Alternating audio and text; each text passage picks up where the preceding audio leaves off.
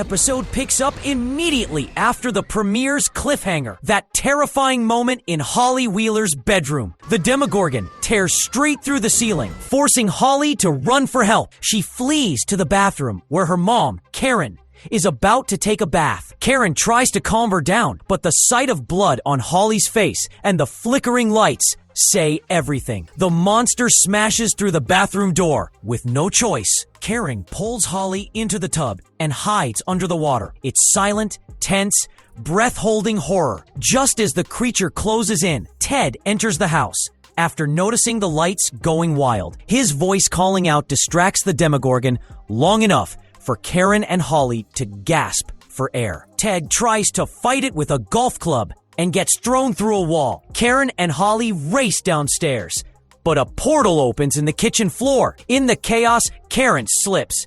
Holly tries to help her up when the Demogorgon reappears. Karen seizes a broken wine bottle and actually wounds the creature. A rare win. When Eleven and Nancy finally arrive, they follow a trail of blood through the house and find Karen gravely injured. Karen only manages to speak one word: Holly.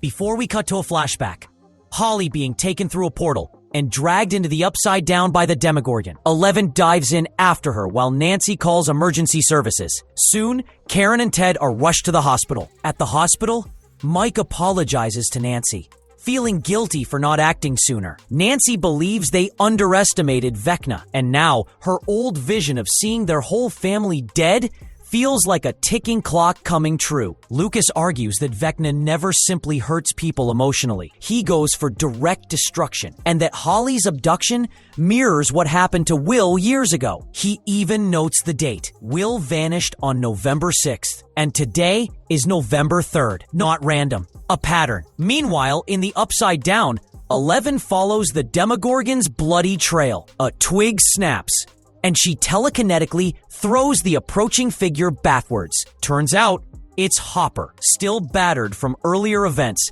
He joins her as she tracks the creature. Back in Hawkins, Joyce questions Will about what he sensed psychically during Holly's disappearance. Will reveals something chilling. He felt inside the Demogorgon's mind, experiencing its perspective, like a shared consciousness. He admits his connection to the Dark Hive never fully faded, especially now that they're back in Hawkins. Robin overhears and suggests that Will might be acting like a biological antenna, picking up Vecna's mental broadcasts like a radio receiver. Will thinks he might even be able to use that connection to find Holly. Meanwhile, inside the squawk van, Steve and Jonathan argue about whether to stay on their search or rush to Nancy's side at the hospital. Before it escalates, Dustin shows up looking rough. He claims he crashed his bike, but Steve suspects something more. The mood turns heavy as they sit in silence, wondering why Holly, a child, was targeted. Later, Mike notices a wrinkle in time on a nearby table. Suddenly, Holly's earlier comment snaps into focus. The strange figure she spoke to,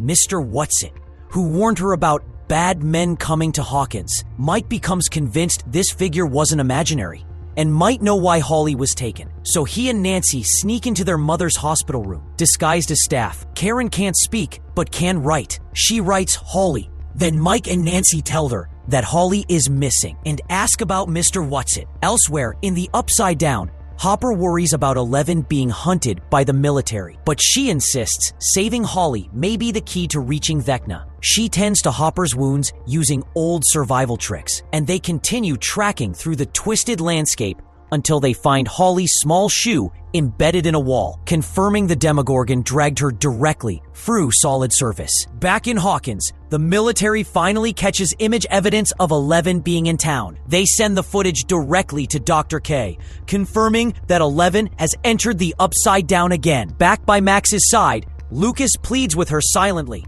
telling her they need her, asking for even the smallest sign she's still there as running up that hill plays softly. Will and Robin return to the location from Will's earlier vision and walk deeper into the woods.